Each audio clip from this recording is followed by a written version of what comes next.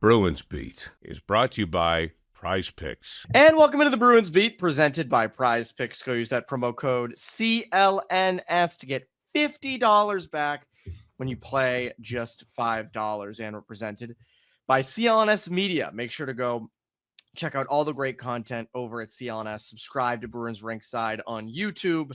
A lot of content coming, podcasts.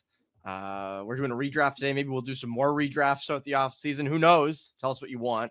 And we'll be doing live streams here and there. So make sure to go subscribe, turn on notifications. And if you don't like looking at us and you're like, man, I just want to listen to their voices, I don't want to see them talking, make sure to go subscribe to us wherever you get your podcasts, Apple, Spotify, Podbean, wherever. And then make sure to go subscribe to CLNS's other great content, Patriots Press Pass, Celtics All Access, a lot of good stuff over there. I'm Evan Marinofsky. It's Conor Ryan. Connor, what is up? Evan, I'm doing well. How you doing? Doing great. I was thinking, it's July. It's mid-July now, because once July 4th hits, like, summer's done. We're already mid-July. Next thing we know, it'll be end of July, and then mid-August, and then it'll be September, and then hockey will be starting up again. And there's not a lot of new news, although the Bruins did scare a lot of people on Monday afternoon when they tweeted trade alert. And it wasn't a trade. It was just Sean Cirelli getting Andrew Peek's number 52, and Andrew Peek switching to 26. So again, not anything insane there, but I think I saw that notification. I was like, wait, take a deep breath. Like, wait a second, what? But not a lot of new things to discuss today. And I figure I've been wanting to do this for a while because it's been 10 years. And it's just something we don't talk about enough. We don't talk about this enough. The 2015 NHL Draft. Like, around here, when was the last time we talked about it? A long time, right? I mean, we're really digging deep now at this point of the offseason, aren't we, Evan? Yeah, digging very deep. And I want to redraft it, but I don't, because 10 years and the draft was big this year. I want to do this before the 2025 draft, but I was also like, well, we're discussing the 2025 draft. Nobody wants to discuss the 2015 draft right now, but it's the summer, an easy listen, a redraft, the whole first round, because I was going through, Connor, like, the amount of talent that was in that draft, more than just the first round. More than 30 players panned out into everyday NHLers who would, if you were doing hindsight drafts, would be first rounders in any other draft pretty much. This was stacked. This was completely freaking stacked. Yeah, it is. I mean, and the good thing, Evan, as we all know, is the Bruins had 3 picks in that first round. So they did. People don't know about this. It's kind of like, not everyone knows about like Kaprizov of like that. How the Bruins originally had that pick was 135 overall, whatever. Like that's like a fun little fact. People don't know. Let's dig a little bit deeper here.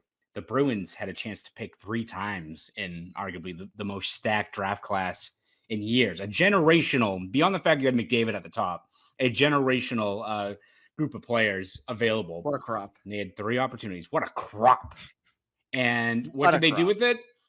Not much. So maybe that's why the fact that we're able to reshuffle this, look at, guys that were in the 2nd, 3rd, 4th, 5th rounds that ended up being impact players. If we're able to redraft this, we'll see who the Bruins still have at, 13 through 15. Maybe they're not going to get the McDavids and Eichels and Rantanens maybe, but I think there's going to be a few pretty good players, I think, when the Bruins are on the clock. So let's get even more upset with how that draft class was and see what could have been.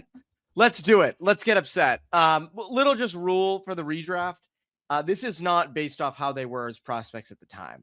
This is not based off. It is based off. This is looking back, and this is ultimate Monday morning quarterback. This is their careers, what they have been to this point in their careers, and where we'll start. So I'll start. Pick number 1 to the Edmonton Oilers. Connor McDavid. Jake DeBrusk. DeBrusk.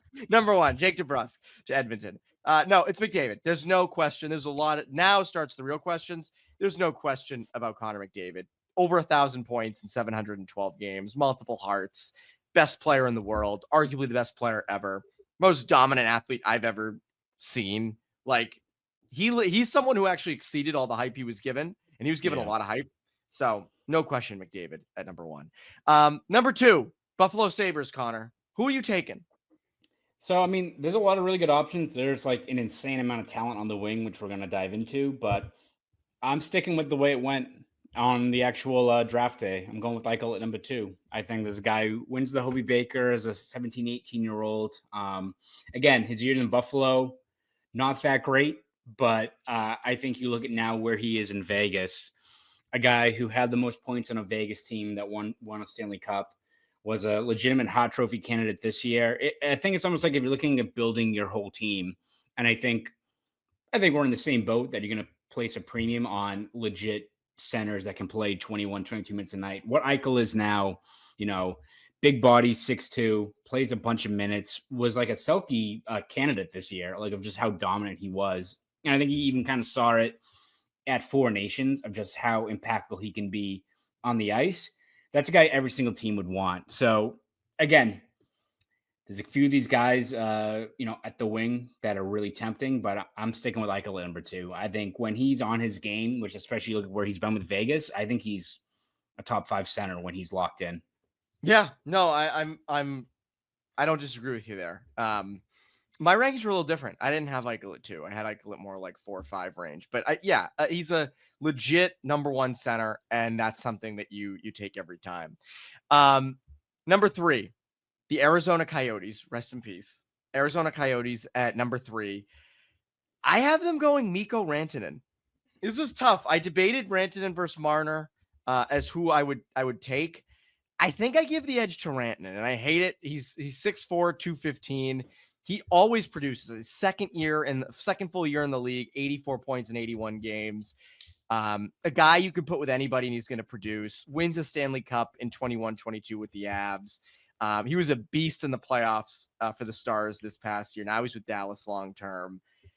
Big bodied, number 1 left winger. You got to take.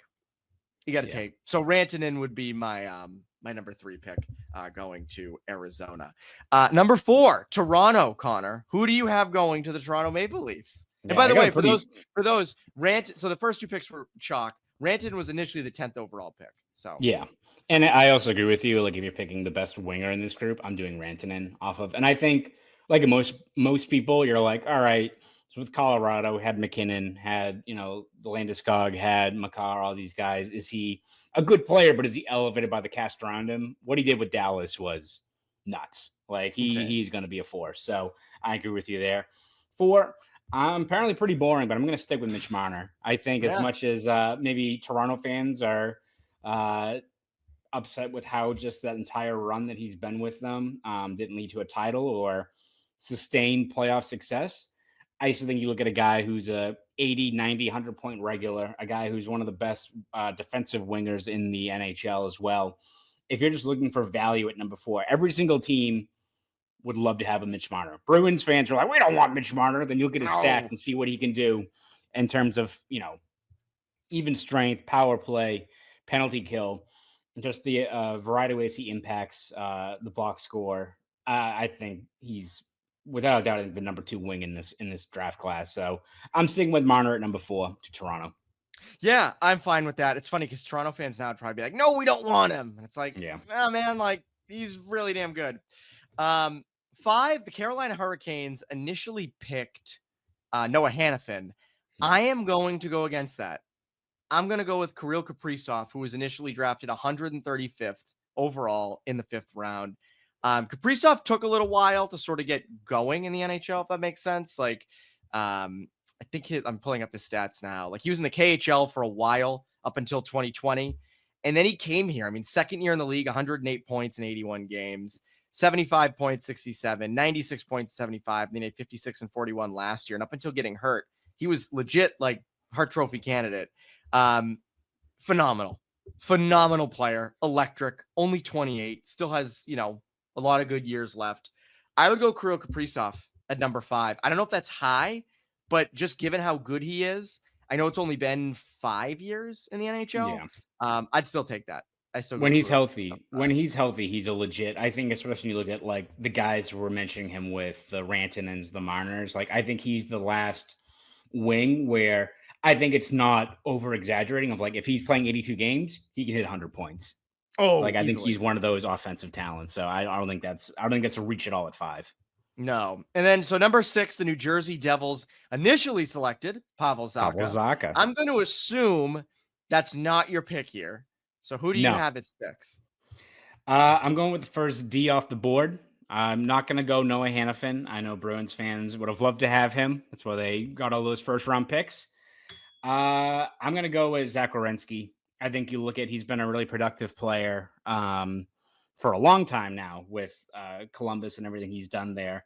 But I think especially this past year, I think he elevated his game to another level. Had over 80 points, plays a ton of minutes, helped lead a Columbus team that I think really overachieved and seems like they accelerated their timeline. And a lot of it has to do with kind of like what Quinn Hughes does for Vancouver, right? Like all situations generates offense. I think at number 6, especially when you're trying to look at where else you can get talent. Yeah, maybe you're not getting a Rantanen or a Marner or a Kaprizov. I'll take the defenseman who's almost a point per game playing 24, 25 minutes a night. I think he's a beast. He was awesome in the Four Nations, and I think that he's the first defenseman off the board in my book.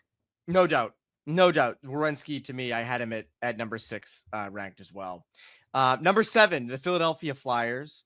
I'm going to go out of the first round, Sebastian Aho. Second round, 35th overall. Aho's point totals don't stand out as much as like Marner, Rantanen, Kaprizov. But again, like 89 points 2 years ago, has hit 80 points 3 times, just consistently produces. And again, like to get he is a number 1 center, and to get him at number 7, like hopefully the Bruins got a number 1 center at number 7 this year, but like that's a damn good player to get at number 7. So I'll go Sebastian Aho at 7, which again, early second round pick is phenomenal value for him in my book. Yeah, without a doubt. And then 8, we've got the Columbus Blue Jackets. So I'm gonna go with another guy who's taken in the second round that I feel like now you don't see him mentioned as much because I think everyone looks at Aho, right, where he was right at the start of the second. But I'm gonna go Roope Hintz, 49th overall. I think it's kind of the same thing with like Eichel, where if we're trying to build a team and like I feel like if you don't mention the name, right, but you're like, all right, we have this guy, he's a centerman who is 6'3", is one of the best pure skaters in the NHL, and also has a couple of 30-goal seasons, can be an 80-point player. You'd be like, yes, I would like that guy. And so I'm going to go with Roope Hintz, who I think is one of the more, I feel like he's still one of the more underrated players in the NHL, of just like that skill set that he has that every team would covet and would love to add to their roster. Plus just the way he produces. I'm going to go Roope Hintz, number 8. That's a great one. That's I had him a little lower in the like early 10-11 range, but that at 8 is fantastic. Number 9. So the San Jose Sharks.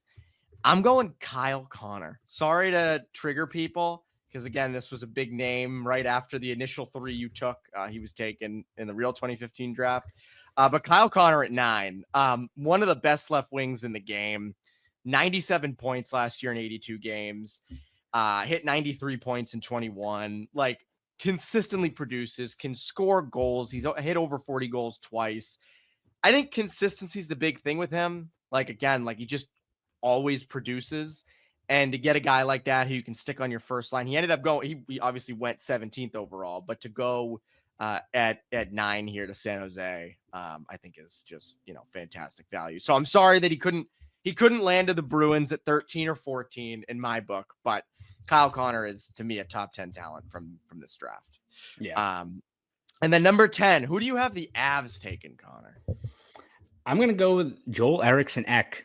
Who I think is another very underrated guy. I feel like my team is very boring, but like I feel like they are exactly what you want to build into your roster. And Eriksson Ek's a guy that once again flies under the radar, but I think when he plays 82 games, is one of the more underrated, effective defensive centers in the NHL, and a guy that's also productive. And if like he's not Bergeron, right? But like if he's like a tier below him when he's playing at a high level, 60, 70 points, great two-way game, and you're able to get him at number 10 overall, and he's your 2C maybe for the next 10 years, I think that's tremendous value. I love Joel Eriksson Ek.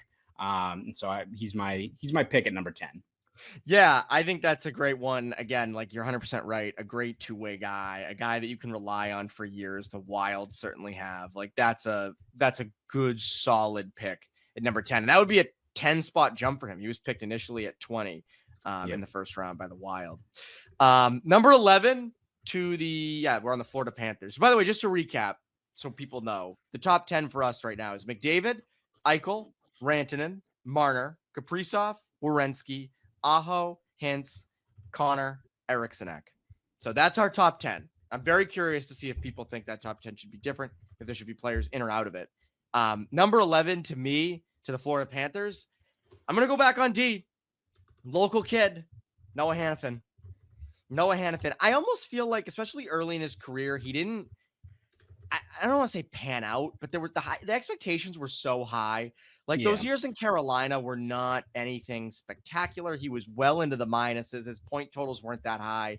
And then Calgary was really where he sort of started to take shape. He didn't really hit his stride until around 2020, which was already his 6th year in the league.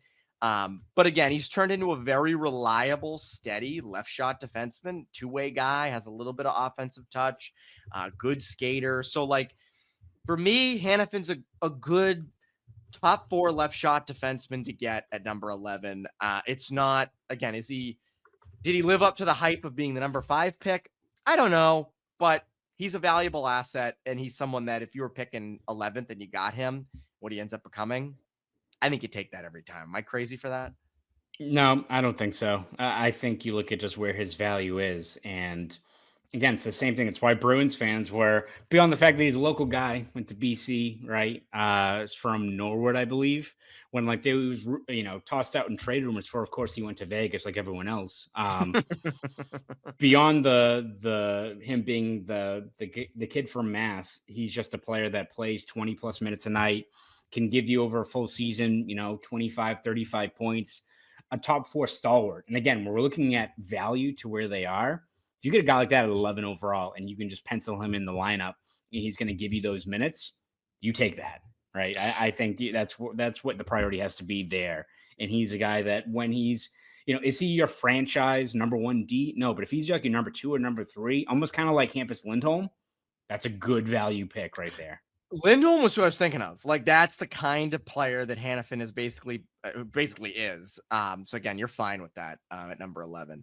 Number 12, Connor, who do you have the Dallas Stars picking? Man, this is tough. I'm going through like the whole group now, and kind of just now we're at the point where it's almost like there's the noteworthy guys, but there's also, I think, guys that bring them more value. You know what? I'm gonna go Mathew Barzal in terms of just the overall skill level. I still think that's a player that maybe hasn't put it together the last couple years, has injuries sprouted up, but I think just the skill, if you're looking for a player that can be an offensive first centerman, can give you 80 plus points a night when he's locked in, I think that's good value where you're getting him at number 12 overall. So Bruins in this one just miss out on him this time. So we switched the script just a little bit. And Kyle Connor's off the board for us. So Kyle Connor's not there either. Can't get Kyle Connor in this draft.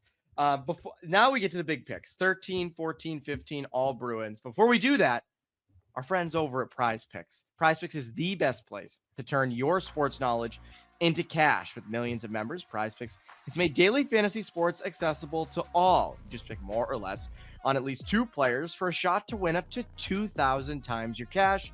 Run your game all season long over at Prizepicks. On Prizepicks, you can mix and match player projections from different sports, combine your favorite basketball players with players from baseball, hockey, esports, and a whole lot more. Prizepicks, they invented the flex play, which means you can still cash out if your lineup isn't perfect. You can double your money even if one of your picks doesn't hit. And Prizepicks, they put their members first, so all withdrawals are fast, safe, and secure. When my picks hit, I can get my money in as quick as 15 minutes. The Red Sox are rolling right now, Connor. It is the All-Star break, but once they come back, Trevor Story, crushing it. Cedar Rafaela, crushing it. I keep saying the hits, runs, RBI prop to take. I take that every time. Over 0.5 on these guys because they are crushing the ball. So if you want to get in on this, sign up today and get $50 instantly when you play $5. You don't even need to win to receive the $50 bonus because it's guaranteed. So download the app today and use code CLNS to get $50 instantly after you play your first $5 lineup. That's code CLNS to get $50 instantly after you play your first $5 lineup. Prizepicks, run your game. Run your game over there at Prizepicks. So Now we get to the part that I think everybody is curious about, wants to redo, and now you're going to get your chance to redo. Number 13, the Bruins have their first of 3 straight picks. For the 13th pick, I'm going to go with Travis Konecny. Great pick. I'm going to go Travis Konecny. Underrated. When I was looking at this draft class, I was like, I feel like he gets the least amount of play. Consistently produces every year. Right wing, kind of can play the middle. Every year in the 65 to almost 80 point range. He had 76 last year. Like, just produces, has a little bit of a leadership component to him as well. Like, I think he would be a culture guy, fits here. Like, to me, I take him. And again, these picks are interchangeable, 13 to 15, because you can take whoever where you want them. But for me, I'm going Travis Konecny first. What do you think? Yeah. And who are you taking at 14?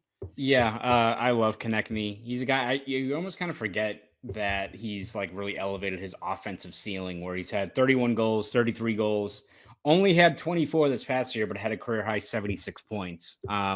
Konechny's like the guy I always look at where people are like, well, they could have gotten, Barzal, people go unrealistic. Barzal, Sebastian Aho, because they could link that far ahead, right? Kirill Kaprizov.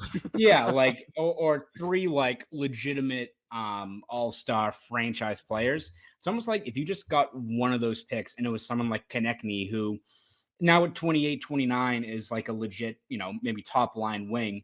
But like, even if it was a couple years ago and he was a 40-point guy, but just gave you that extra middle 6 scoring boost, plays physical, even though he's not the biggest player out there. Like, even just one of those players that could pull in the rope, like how much different this team would be. Like, I think, I always look at a guy like Konecny, that he's not the first guy that pops into your mind. He's not the guy that I think everyone's like, I'm buying tickets to go to a Flyers game. I don't know why you would, but I'm going to see Travis Konecny. But he's a damn good player, and a guy that I think as part of a greater team can be a key piece of what you're trying to build there. And so I think that's a guy you always look at of like, man, if they were able to get someone like him, things would have really changed. So I love that pick for the Bruins at 13. 14, it's interesting. There's a lot of interesting players out there. I could go with another really boring two-way centerman, but I'm going to go with the D. I'm going to go with Rasmus Andersson, who I think is another really underrated player. Same thing. Again, there's a reason why I feel like he's the new top rumored trade target out in Calgary, because plays 20-plus minutes a night, has a really underrated shot, has a knack for hitting the net from the blue line.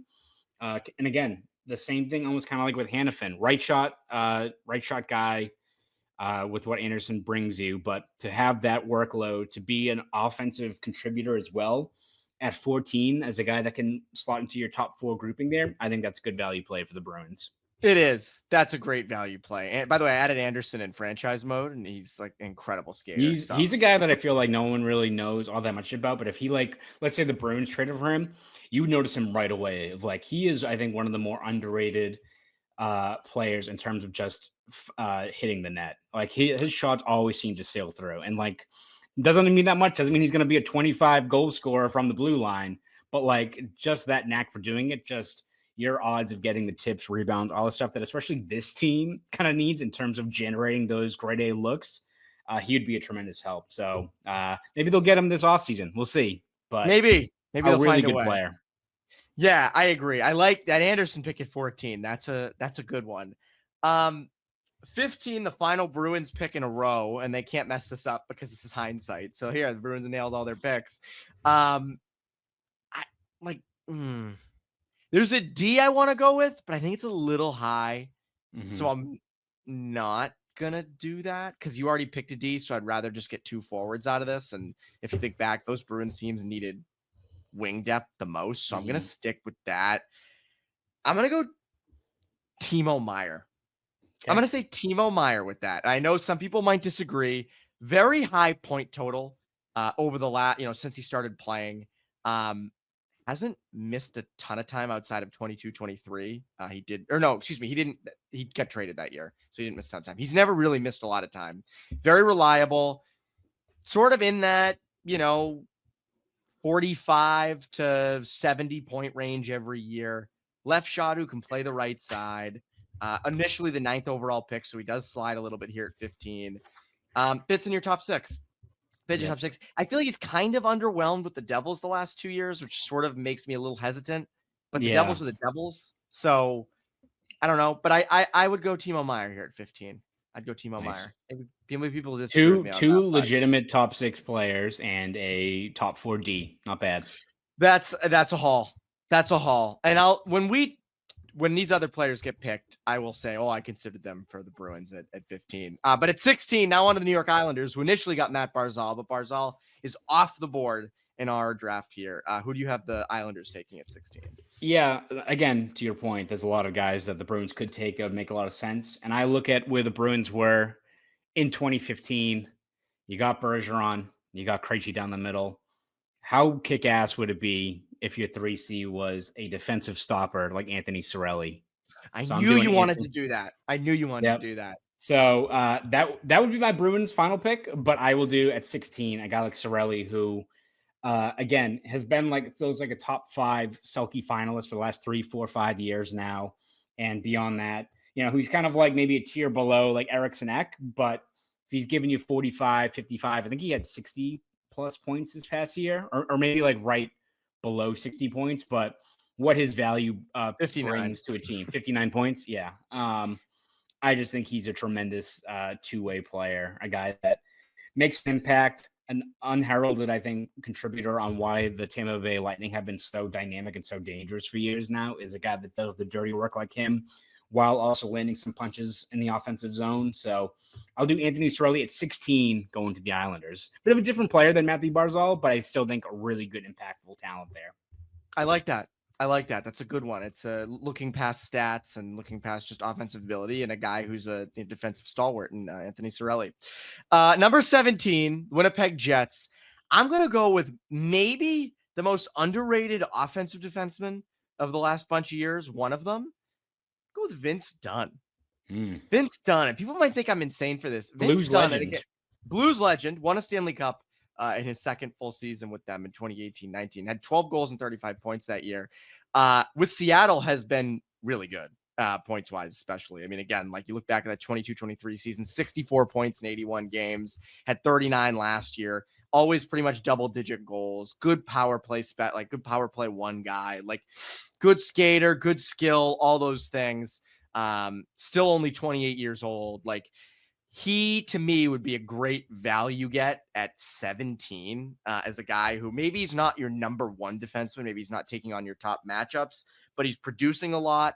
And he's not small either. He's 6 feet, 200 pounds. This isn't, a 5'10" dynamic kind of guy. This is just a good offensive defenseman. So I go Vince Dunn at 17. And by the way, Anthony Cirelli, I didn't realize his 3rd round pick, 72nd overall. So jumping in on the first round is a pretty big leap. 18, Ottawa Senators. Who do you got, Connor?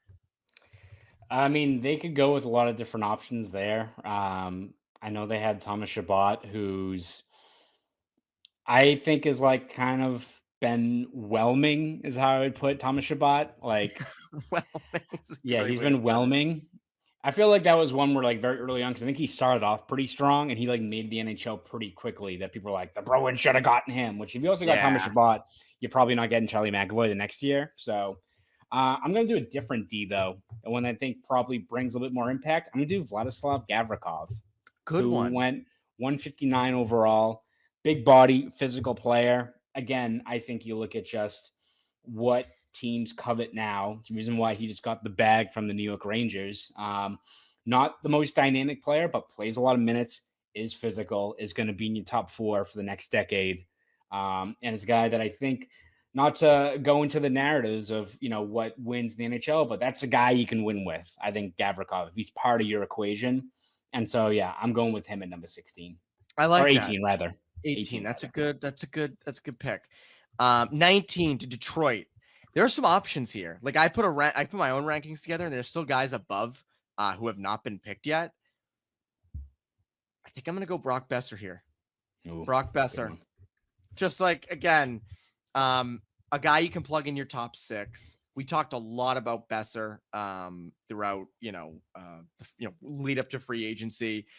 We kind of ragged on, hey, I don't want to give him, 7 years at $9 million per, which is what we thought, that deal was going to come in around, end up being 7 times 7 with Vancouver again. But somewhere in the 45 to, he had 73 points 2 years ago, but like 50, 45 to 65 point range every year. That's fine for pick 19. Like a guy who, again, like 40 goals 2 years ago, usually in the 25 goal range. That is fine. I take that. So Brock Boeser to me, number 19 to Detroit. I would have Boeser going there. Now 20 to Minnesota. They initially had Eriksson, but I'm curious who you have them taking at number 20. Yeah, I'm going to have the guy who was the third overall pick that I feel like now he almost, because of that high draft status, he's viewed as maybe like just not a bust, because obviously you've seen what he's done the last couple of years, but a guy that it's tough to really gauge what he is. But Dylan Strome, I think he's a guy that you look at, took a while to kind of get going, bounced around to a couple different teams, but last 3 years with the Capitals that, again, had some help on the wings, but it's not like he's with Draisaitl or someone else, or like Rantanen, right? Last 3 years with Washington, 65 points, 67 points, and this past year, 82 points as a center. If you're getting a guy like that, who, you can say, is he a franchise number 1C? If you want to make that argument, I get it. If he's your 2C and he's giving you 60 points and you get him at 20th overall, I will take that. So I'm going Dylan Strome at 20 overall. I was going to say, he did take a little bit to get going. He did. Look at those early years in Chicago and Arizona. It didn't really work out so well. But again, like what he's done in Washington the last 3 years has been really good. And a big reason why the Capitals were one of the best team in hockey during the regular season this past year. Before we dive into 21 and the rest of the first round, I want to remind everybody, if you could go subscribe to Bruins Rinkside on YouTube, if you're watching it, hit that subscribe button. It's free. Maybe like the video and turn on notifications. We're always so thankful for that and your support. We have lots of content coming. 6 podcasts a week between Bruins Beat, Poke the Bear, Pucks with Hags throughout the offseason, and of course the regular season. Make sure to go subscribe to us on Apple Podcasts, Spotify, or wherever you get your podcasts from. And then obviously, if you're a Pats fan, Patriots Press Pass. Patriots are cooking. Starting to ramp up here, so make sure to go subscribe and catch all that content. And then obviously Celtics All Access, that goes all year. They're doing garden reports for like summer league games. I mean, they go hard. They're locked in. So if you're a Celtics fan, make sure to go subscribe to them over there. Number 21, Connor. Number 21. It was the Ottawa Senators had the 21 pick, and I'm gonna go with a defenseman. I'm gonna say Thomas Chabot.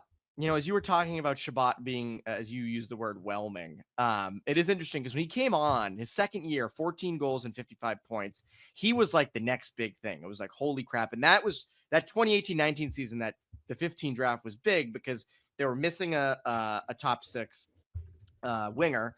And they were also missing sort of like a top 4 defenseman, if memory serves. Like Krug was there, but, some defensive inefficiencies at the time, all that stuff. Like Chara was getting older. The Thomas Chabot thing was so loud back then because he had such a good season. He was picked right after all your picks. And I agree, he hasn't really hit that same level. But again, like, not the points or everything, but 39, 31, 38, 41, 30, and then 45 this past year on a plus 17. Like, he's been better. And again, he kind of fits in that same mold of like, he's in your top 4. Like, that's a top 4 left shot defenseman. And at number 21, like, he'll take that. So yeah. I go Thomas Chabot at number 21. Number 22 to the Caps. Who do you have the Caps taking, Colin? This is where it gets kind of tough, right? Because I feel like there's a lot of still good value you can unearth, but it's also just, I think now it's what do you prioritize the most out of this part of the group? Man, there's one D that's like been pretty established that like I don't like at all. You know what? I'm going to go off the board here. I'm going to go Connor Garland. I love the player. Like that. I've always loved the player. He's a guy that maybe look at some of the other wings we're going to look at and maybe his stats. He hasn't, I don't think, hit 60 points in his career, but you look at the motor he has, the production that, again, 40, 50 point regular, a guy that plays a lot of pace, plays a lot bigger than his size. His underlying numbers always are, paint the picture of a guy that brings a lot of value. Is he like a top 6 player? I think he is. And if not, and he's your third line, he's probably the best third line wing in the NHL. So I think that's a guy you win with, a guy that has been really underrated for years now. I think he's getting maybe more of his flowers now that he's gone from Arizona to Vancouver. And I think, at 22, I'm going with Connor Garland. That's a great one. And it's a guy that you love, and you're 100% right about the winning with him. And he's from Scituate. So, of course. There you go. At number 23 to the Vancouver Canucks, I'm going to go with a familiar friend. I'm going to go Pavel Zacha. I'm going to say Pavel Zacha. And I was debating between him and another former Bruin winger, who I'm sure will get picked in the next couple picks. To me, Zacha adds a little more value. Zacha kills penalties. Zacha can take draws. He can play center. He can play wings on the power play. I'm also kind of factoring in the contract. Not that this matters, I guess, for this exercise, but the value that he brings at the price he's at. Like, granted, Zacha took a lot of years to get going. I mean, those first 6 years with the Devils really were not. I mean, he was thought of as a complete bust. I mean, just sort of a bottom 6 center in the NHL. And then to the Bruins' credit, the last 3 years, 57 points, 59, 47, he's been productive. So, and he's can play anywhere in a lineup, play anywhere in a top 6, power play, penalty kill, all those things. So to me, I'd take Pavel Zacha at number 23. 24, the Philadelphia Flyers. Who do you got there? I'm going with the guy that I think a lot of NHL fans know, but in terms of maybe his pro career, is maybe slept under the radar a little bit because of where he plays. But I'm going to go Troy Terry, a guy that I think people now view him as oh, he's the guy who just had the shootouts and all those kind of goals. Like, how much is he actually an impact player? It's almost kind of like he's put in that same group of a guy like Zagreus. Everyone knows something about him, but they don't watch his actual games. But has been an effective, I think, top 6 player, and a guy that had a 37 goal season. He's had 2 60-point seasons. Last year at 55 points with Anaheim. I think if you're just looking for value and what you're getting, especially compared to maybe a former Bruins winger who I think can have similar production, but I think Terry's a little bit more consistent with it. The fact that he has a 30-goal season on his resume is also encouraging. That I'll do Troy Terry at number 24. Troy Terry's a good one. I like that. That's a good pick. And he's been productive the last bunch of years. I mean, again, I don't know where he fits in terms of all the guys the Ducks are bringing up. Not even, I mean, Zegras is gone now, but the Gauthiers and the Carlsons and those guys they've drafted, maybe Terry gets pushed out, but he shouldn't be. I mean, he's been a reliable guy for them for quite some time. 25 to the Winnipeg Jets. I'm looking at my rankings, and there's still someone not taken who I kind of teased earlier, so I guess I'll have them go here. That's Jake DeBrusk. I mean, again, I think he gets a bad rap around here, mainly because of where he was picked and who wasn't. But the reality is, I mean, if you're redoing those 3 picks, I mean, his you keep probably. I mean, I don't know if you keep, but that's the best of the bunch. He ended up contributing for you. I mean, again, consistently a guy in the 40-point range. Again, had 28 goals last year, 40 points the year before, 50 the year before that. 50 was a career high in that 22-23 season. So again, definitely a middle 6 winger, a guy who plays with some pace. Looked like it was going to go off the rails there in 1920 and 2021 when he was downright bad. But again, he was someone who was a little bit better post Bruce Cassidy. So yeah, I'll go DeBrusk there. It's not a crazy pick, but I'll go DeBrusk at 25. Who do you have Montreal taking at 26?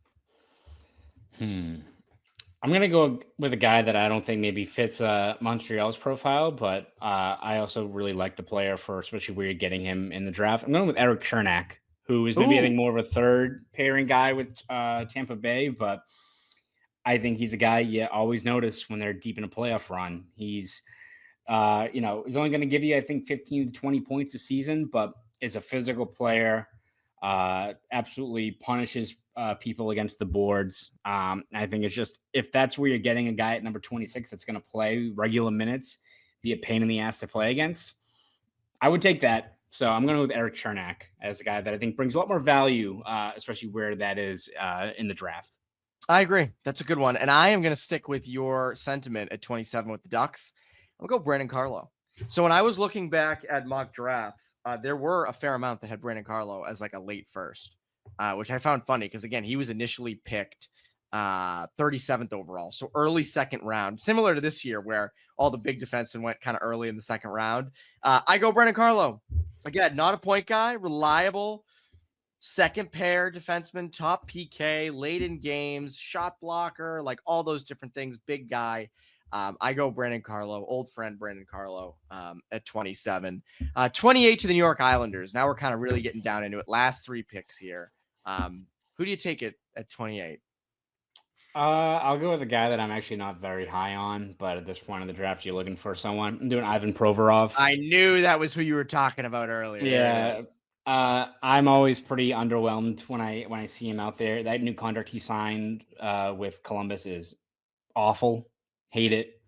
That's a team that seems like they're on the upswing, but not a huge fan of committing that much money to a guy that plays a lot of minutes, doesn't always make the most of those minutes, and also, can give you 25, 30 points, but it's like almost 2 tiers down from like the Hampus Lindholms, the Noah Hanifins, those type of players that, can move the puck, but I think you're always left wanting a little bit more with a guy like Provorov. So that's why I have him at 28.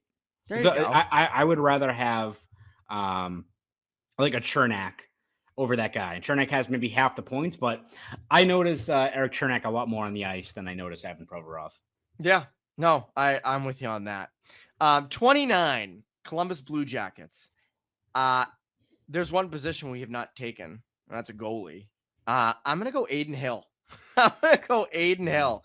3rd rounder, 76th overall, has won a Stanley Cup.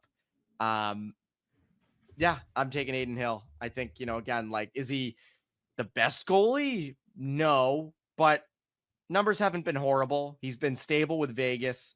It took him a while, obviously. Couldn't really get his feet under him in Arizona, but goalies take a while to develop. So again, like 293 goals against average this past year.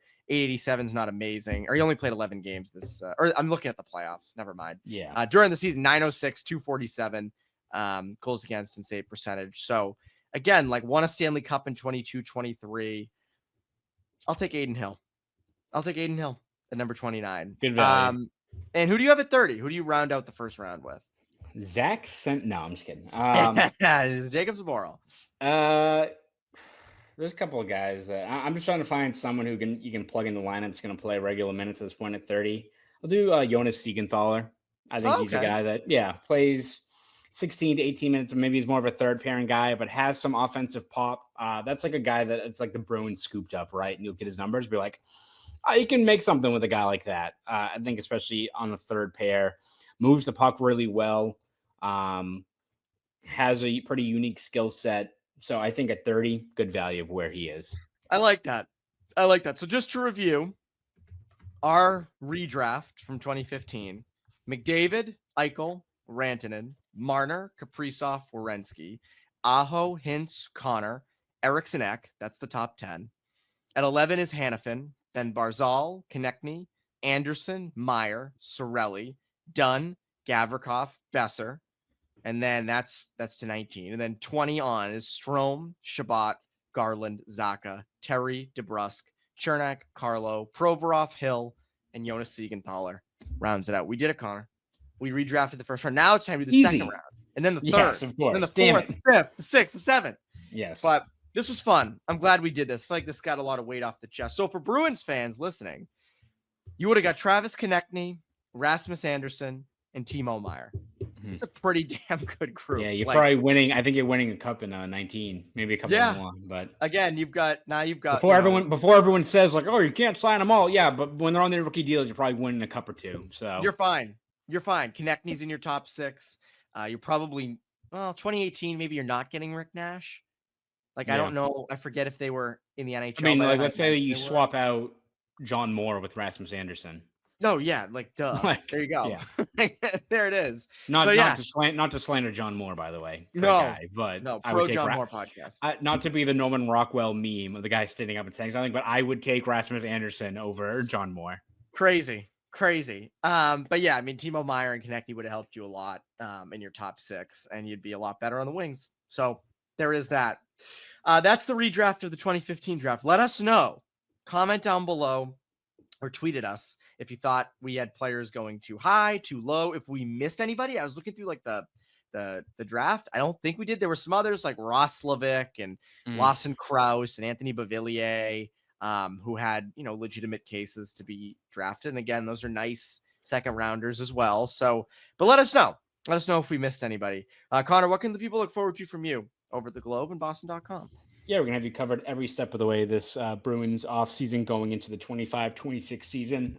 Over at Boston.com and the Boston Globe, we'll have looking at potential trades, looking at the younger players in the system, lineup projections, all that kind of stuff throughout the summer. So please follow us over there. If you want to follow me on Twitter, X, whatever it's called these days, you can at Conor Ryan _93. Go do all that. That's Conor Ryan. I'm Evan Marinofsky. You Bruins Beat listeners, have a great rest of your week.